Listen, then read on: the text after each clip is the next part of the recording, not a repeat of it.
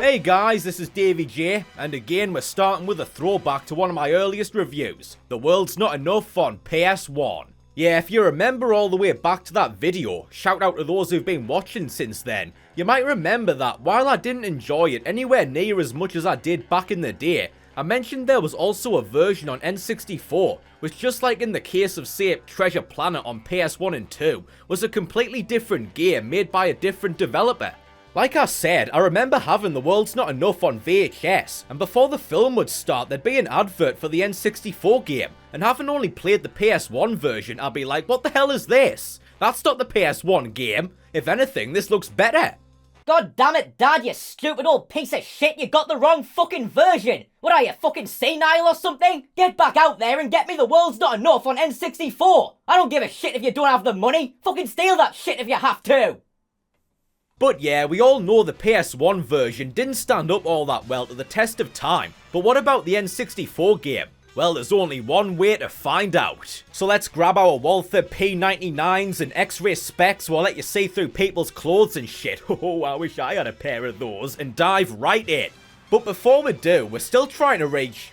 Oh, no, we did it. We hit the big 1K! Yay! We're in the money! We're in the money! Right?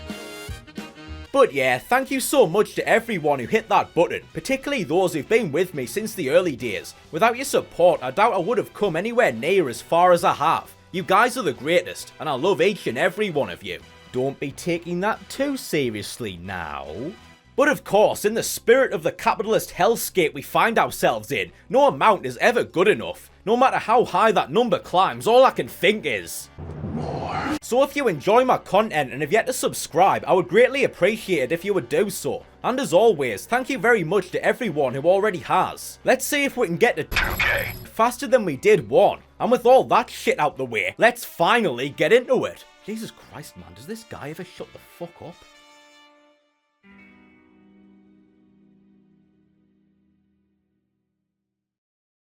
So The World's Not Enough was developed for N64 by Eurocom, yeah, this ain't our first run-in with them, and published in the year 2000 by, oh god, Electronic Arts.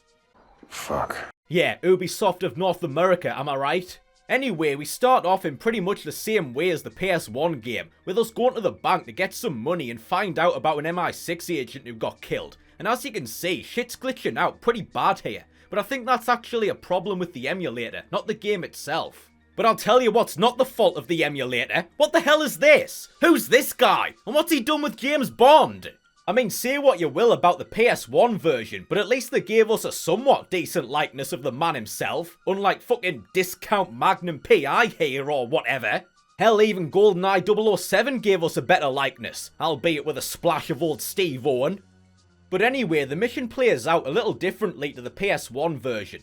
Rather than fight our way to the guy's office slaughtering a bunch of innocent security guards, we instead have to open a safety deposit box to get an appointment card and our gun. Why we don't have them already, I don't know. We then show it to the security guard, which of course entails messing around, opening your inventory, selecting the card and then showing it to the guy. Yeah, it's got the same annoying inventory system as the PS1 version, where rather than quickly switching through all your weapons and equipment or opening up a selection menu with the touch of a button, you've instead got to pause the game, open the inventory, then scroll through all your shit to find the thing you need, which is a lot more common in this version, as we'll find out as we continue.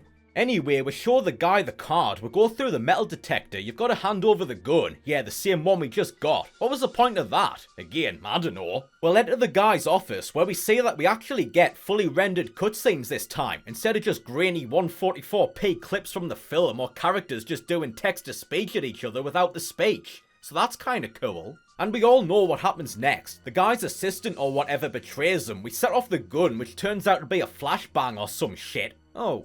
That's what it was for. Just like in the film, which I watched not that long ago as well. Fuck's sake, man. And with that done, we can finally get into the action, but rather than make like a bird and jump out the window like on PS1, this bird's gonna fly. we've instead got to shoot our way out, while completing a bunch of contrived objectives like cracking safes and wiping security tapes and shit. and as you'll probably expect, the gunplay is similar to that of the PS1 version. You've got the handy auto aim so your reticle snaps to the nearest enemy, and you've got the free aim so you can target individual body parts, etc. But despite that, thankfully the gameplay feels a lot closer to GoldenEye 007. It's a lot faster paced and the movement's lighter than its PS1 counterpart, which felt really slow, heavy and clunky and just not as good as I remember from back in the day. Anyway, you just shoot your way out of the bank, making sure we're not to kill any security guards or cops what show up, and that's the mission done. Next up, we're at MI6, where we give the money back to Robert King, or whatever his name is, and talk to M. And oh god, look at that. Looks like Judi Dench by way of Doc Cotton, if you ask me. But oh shit, we're under attack! Pfft, yeah, right. I bet it's just another VR simulation, like in Die Another Day. Apparently not. Yeah, turns out we actually are under attack, from the GIMP Syndicate from Spider-Man on PS1 no less it seems. But yeah, we've just got to take out these chuckleheads, turn on the lockdown or some shit, and then rescue M and escort her to the security room. Oh god, no, not more escort shit! I'm only just over the trauma from escorting that flea-brained floozy Natalia, and now I've got to chauffeur her decrepit old arse around? What did I do in a past life to deserve this shit? So yeah, we've now got to escort old geriatric Judy to the security room, but as it turns out, she's not completely suicidal like Natalia, just throwing herself between you and the enemy to have a couple more holes added to that Swiss cheese brain of hers. Nah, instead she mostly just hangs back and lets you deal with the threat. The only annoying thing is, after you've taken out the bad guys, she doesn't start following you again until you go back and get her, so every time you've got to remember to go and find her like your grandma when she gets lost in the supermarket. Otherwise, you can end up making it all the way to the end only to find she's not behind you and is actually still chilling right back at the start. And on top of that, sometimes she'd disappear completely. Like I'd go back to where I left her only for her not to be there. Then I would turn around and she'd just be standing right there like, don't do that to me, you fucking creep. What are you, the fucking Undertaker or some shit? Anyway, you lock her up in the security room and move on from there, completing various objectives along the way, and some of these are pretty daft. Like at one point, you've got to activate the sprinkler system to put out the fires so you can progress, and then you've got to get medical aid for the wounded, and it's just like, what, am I the only guy around here who can actually do anything? I'm supposed to be trying to catch up with an assassin, not running around taking care of all your shite as well. I mean, she'll be long gone at this fucking rate. But anyway, once you're done sorting out everyone else's problems, it's on to the next mission, where we've got to chase down the assassin. And not gonna lie, when I saw this cutscene, I got my hopes up that we would actually get to play through the boat chase this time. I mean, it can't be that hard just to make it on rails bit on the water, right? But no such luck, because then the daft biddy ends up crashing. Somehow. Even though there was literally nothing in front of her, all you had to do was go straight, you silly old bint. Reminds me of the time in The Walking Dead when Laurie was driving on a road with literally nobody else on it, and yet you still managed to fucking crash. Just how? But yeah, once again, we've got to chase the bitch through the streets, fighting our way through the obligatory army of faceless goons what she just happens to have with her now. And this was where things started to get annoying, because of course they always do, don't they? How? Well, you remember how I said the gameplay was a lot closer to GoldenEye 007? And while there are some aspects of that game that haven't aged as well as we might like to think they have, which you'll know if you saw my video on it, overall it was still way better than what we get here, since there are a few fundamental aspects where they just completely drop the ball. Like for example, there's the auto aim, which is a lot harder to use here and only seems to work about half the time. You've got to be pretty close to the enemies for it to lock on, and even then, sometimes it just doesn't. So if you don't want to stay back and mess around with the free aim, which can also be irritating since the controls can be a little clunky and sensitive, you've got no choice but to get in close and just hope that the auto aim locks on to what you want it to. All the while you're getting shot all over, and these guys are pretty accurate too. Well, why not just use the precision aim, fucko, I hear you ask? To which I answer, yeah I did, but that's not much better since it's got the same problem as in GoldenEye 007. You guide the reticle over to the target, but if you release the pressure on the stick for so much as a millisecond, then it immediately snaps back to the center of the screen. Just because? I mean, why? Why does that have to be a thing? I mean, say what you will about the PS1 version, but at least they managed to get that shit right. So that's already annoying, but turns out it's even worse than GoldenEye 007 because it feels even more sensitive, with even the slightest pressure on the stick sending the reticle flying around all over the place. So if you want to use the precision aim, you've got to just gently and carefully nudge the reticle over to the target, maintaining the exact same pressure on the stick at all times. And once you're finally on target, you've got to hold it absolutely still to keep it from jittering around everywhere. And of course, you can't move while you're doing this, so all the while you're still getting filled like that Bonnie Blue chick I keep hearing about. So when you add all this shit together, the level ends up being a lot harder than you think, since basically you've got all these guys shooting you all over and they kinda just whittle you down over the course of the level, until the end where you've barely got any health left and a single shot is all it takes to do you in. There's no health pickups, although you can get body armor, and of course there's no checkpoints either. Yeah, still haven't figured that shit out, I see. So again, save states are strongly recommended here. In the end, the only way I was able to get through this shit was to do it enough times to the point that I could remember where all the enemies were and take them out before they had the chance to hit me to keep them from gradually whittling my health down. Anyway, you get to the end, but if you thought the chase was over, think again, cause now we've got to chase the bitch through the London Underground because I guess one level just wasn't enough. And it's pretty much the same, you just fight your way through more bad guys and rescue a few hostages, who of course will gladly run into your line of fire and get themselves killed, making you fail the mission and have to start all over again, so watch out for that. And again, while clearly taking cues from GoldenEye 007, the developers for some reason insisted on keeping all the shit that shouldn't have been kept. Like the fact that even if you fail an objective, the level doesn't end and lets you keep playing, so you've got to mess around restarting the level yourself, instead of it just doing it for you.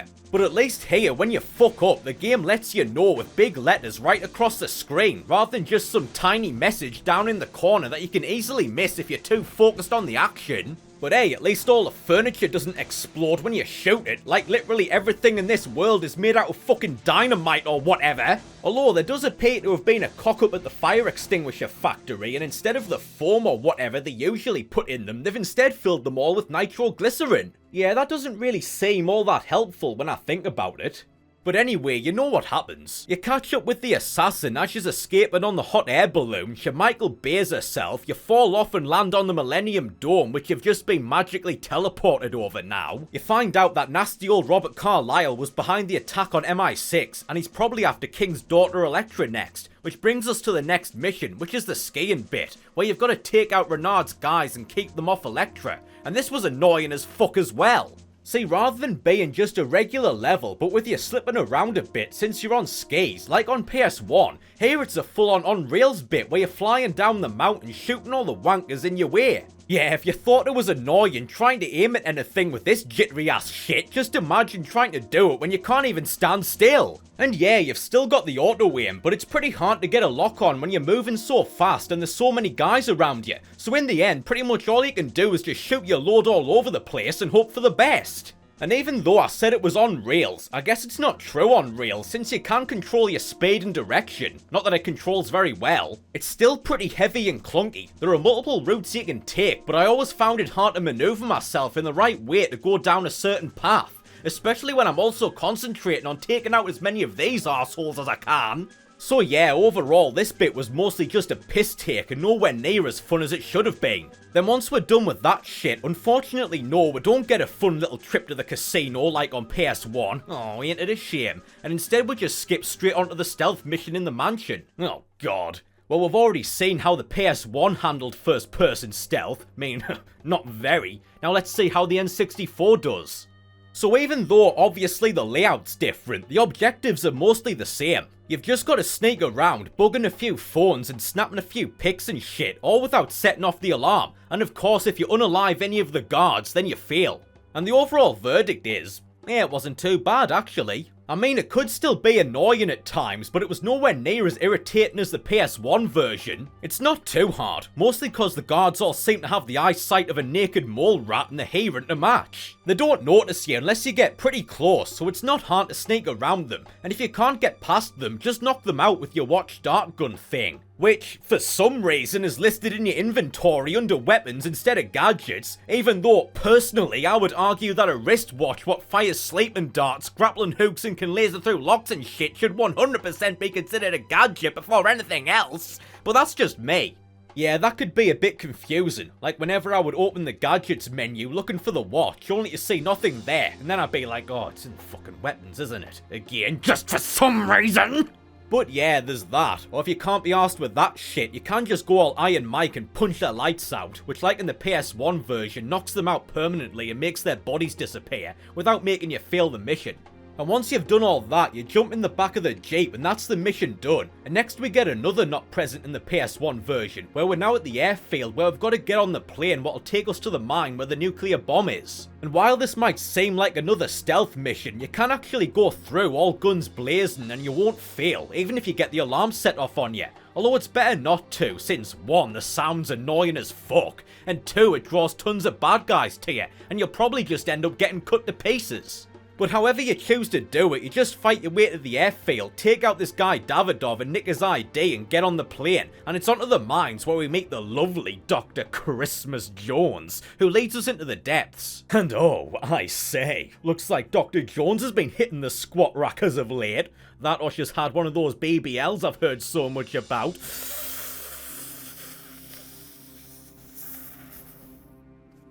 Anyway, you just follow her down into the mines, but thankfully there's none of this running around getting different ID badges and showing them to soldiers and shit. Yeah, none of that stupid shit, thank God. Still don't know what they were thinking with that.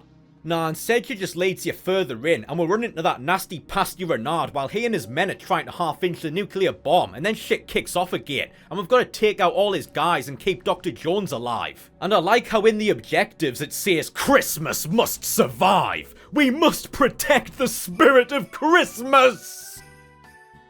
Which is at least easier than it was in the PS1 version, since here she doesn't go all Natalia 2.0 and run at the enemies and get herself killed like an absolute fucking melon. But even though some aspects of the combat I didn't think were as good as on PS1, like the auto and precision aim, there were some other things that I liked better here.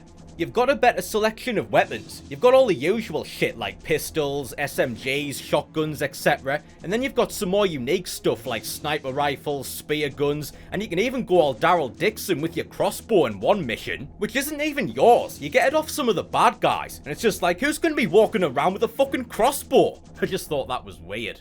But yeah, the greater variety of weapons does help make the gameplay feel a little more varied, so that's nice. And on top of that, they all just sound and feel a lot better than on PS1, where for the most part the weapons felt more like pea shooters than anything else, just really weak and quiet and not very satisfying to use. Whereas here, the weapons actually do sound and feel like they could add a few extra holes to you if you get caught in the firing line, which just makes them more fun to use and the gameplay more immersive as a result. But anyway, you just fight your way through Renard's guys, but the man himself manages to escape while also setting off a bomb to destroy the mine. And you've just got to grab onto this thing to escape, but you've got to do it quick before the bomb goes off, otherwise your grand escape ends up like...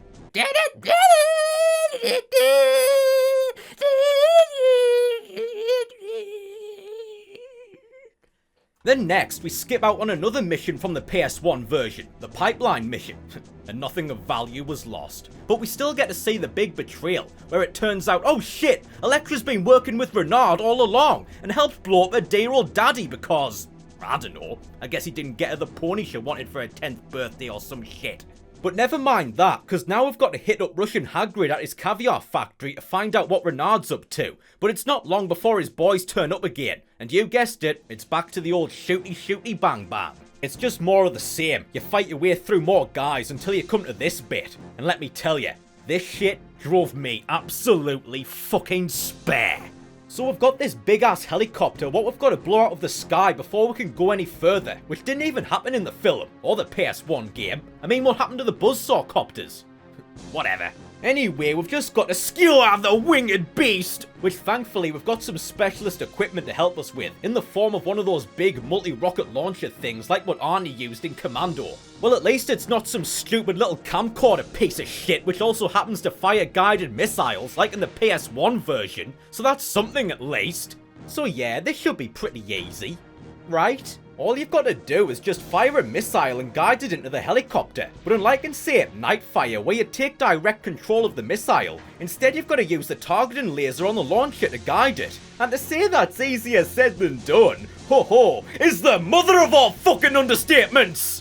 So you've basically just got to keep the reticle aimed on the helicopter to hit it. But to do that, you've got to use the free aim, which we've already seen is sensitive and jittery as fuck, so the slightest push of the stick can knock you off target and send the missile flying off all over the fucking place. Which isn't helped by the fact that of course the fucking thing isn't just gonna hover there and let you blow it out of the fucking sky, so you've got to move the reticle to keep the missile on target. Which of course also means you've got no choice but to just stand there like an absolute fucking melon while this piece of shit's blasting you all over with fucking machine guns and rockets and shit. And no, you can't just move, because that means you've got to take the laser off the helicopter. And if you've just fired a shot, guess what? That shit's still flying around following the launcher. So if you turn away, like if to run to cover or something, you can actually end up aiming the missile back at yourself and blowing yourself up! For fuck's sake!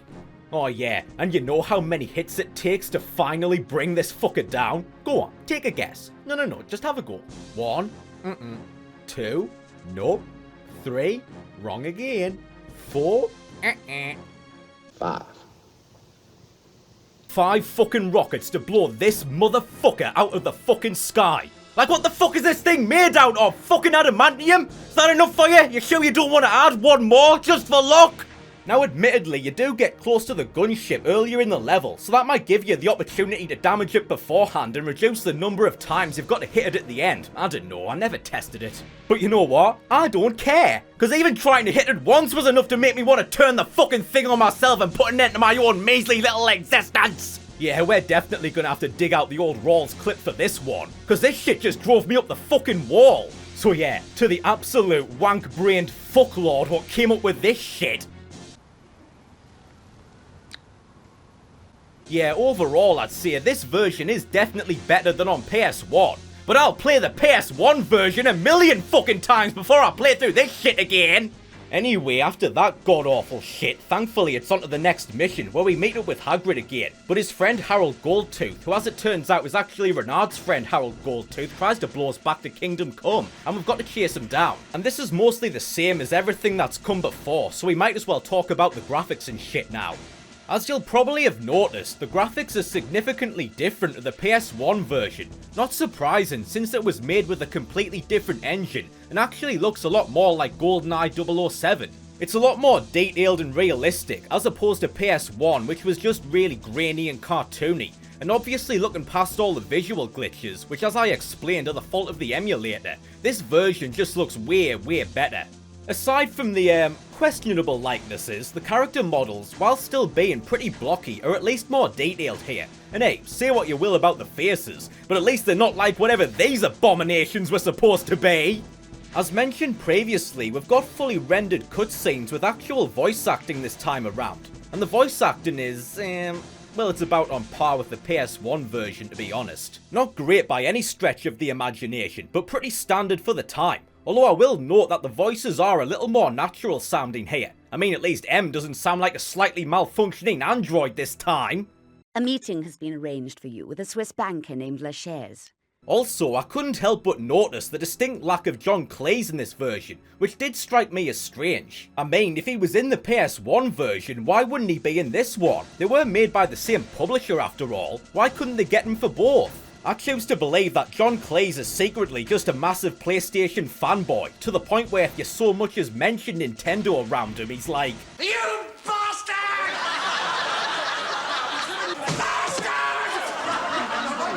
To be honest, these days I can't really blame him.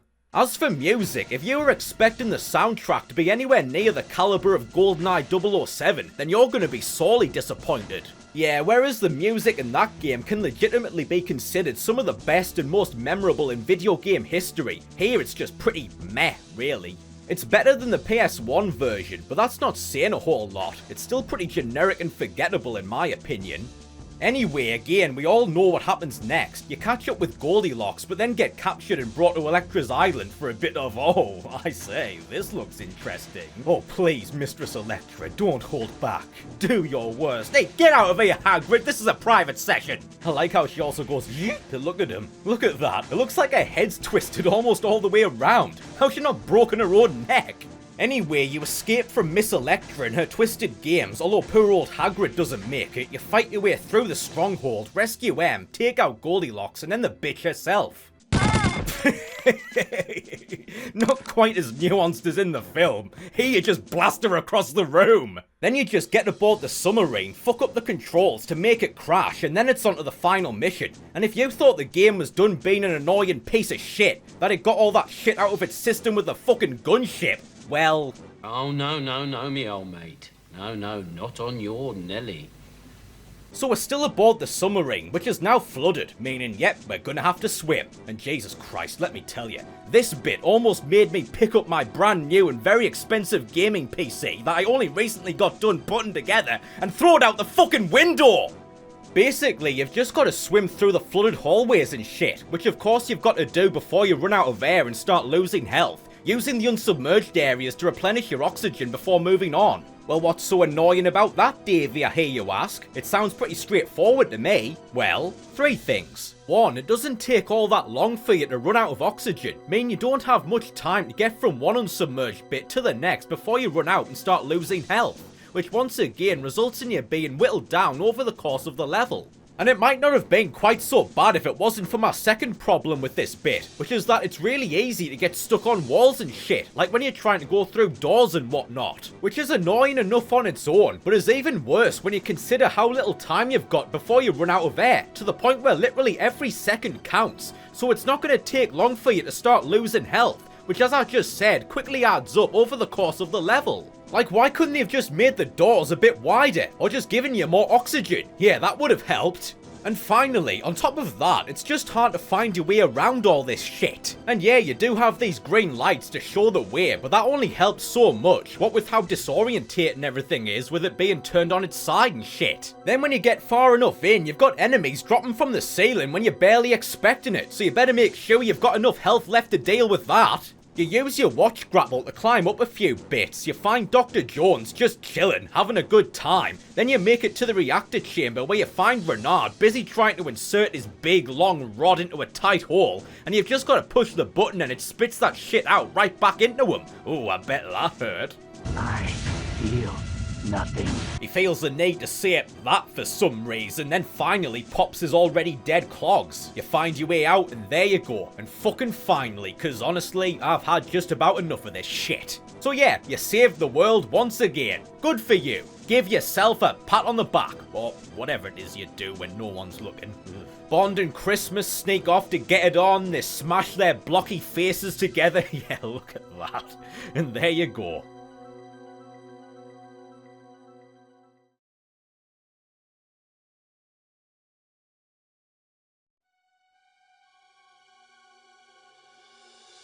So that was The World's Not Enough on N64, and in conclusion...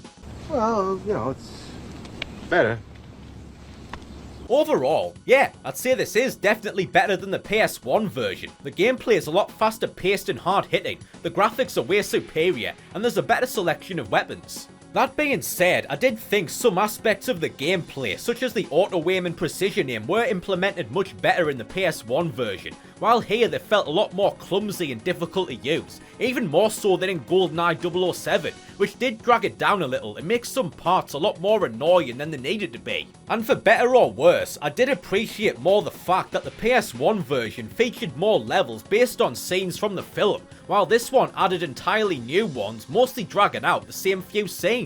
I mean, you've got 3 levels, all for the attack on MI6. I did like that we have proper rendered cutscenes here instead of just clips from the film, although it would have been better if the voice acting and soundtrack were of a little higher quality. But at the end of the day, I do still think this version blows PS1 out of the water, and if for some reason you find yourself compelled to play The World's Not Enough and aren't sure which version to choose, I'd probably say to go with this one. So yeah, make of that what you will.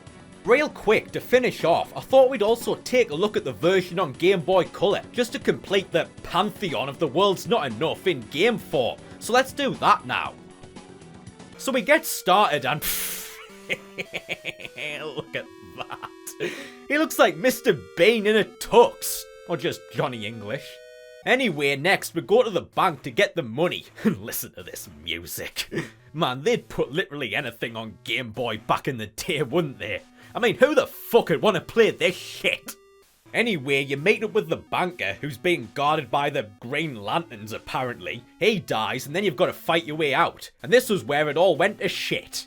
So now we've got to shoot our way out of here, and the first challenge is getting your fucking gun out, which you've got to do quick, because it doesn't take these guys long to fuck you up if you let them, and if they do, then it's right back to the start again.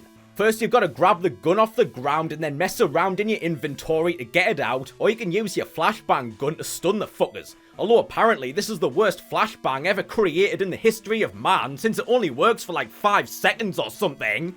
Then you just have to take them both out to escape the office. But even that's easier said than done, cause just look at this. I mean, first of all, it's a piss take just to get yourself lined up in the right place to shoot the wankers. But then for some reason, when you press the button, Bond insists on putting away and drawing his weapon for literally every single shot. Because, why? Why would you do that?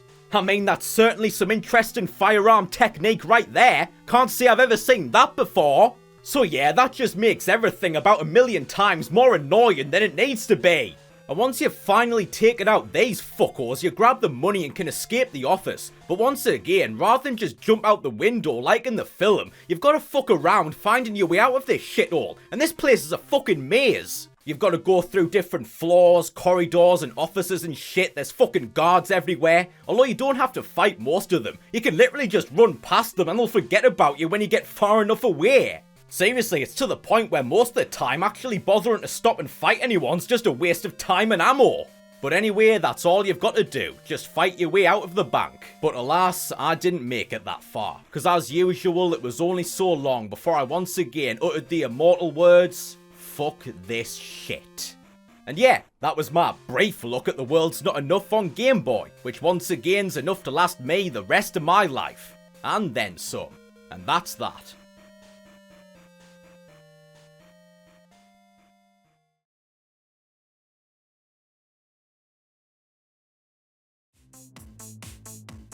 So there you go, we finally looked at The World's Not Enough in all its different forms.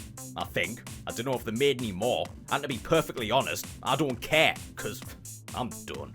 As you've probably noticed, my uploads have been slower than usual since I've been working on other stuff, which I'm going to be announcing very soon, so keep an eye out for that. Anyway, thank you very much for watching the video, I hope you enjoyed. If you did, then leave a like. If you didn't, then tell me to go fuck myself. We finally hit 1,000 subscribers, but as we all know, no amount is ever enough. So if you enjoy my content and have yet to subscribe, I would be extremely grateful if you would do so. And as always, thank you so much to everyone who already has. Thanks again for watching, and I'll see you in the next one.